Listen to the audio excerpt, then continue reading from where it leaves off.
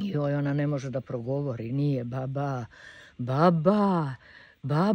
šta ti je, sine? A trese se svako prut.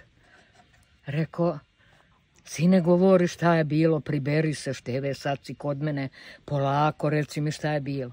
Kaže, baba hteo da me siluje. Ko, sine?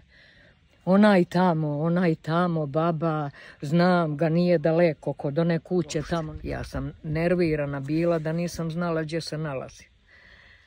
A sad sam svesna i pametna. Bude li se pojavio tamo, ja ću ga gađati barem kamenom da mu glavu razbiju. Eto, pa nek dođu, nek me uhapse slobodno. Mene će biti lakše tamo nego ovdje. Ja živim za to dete.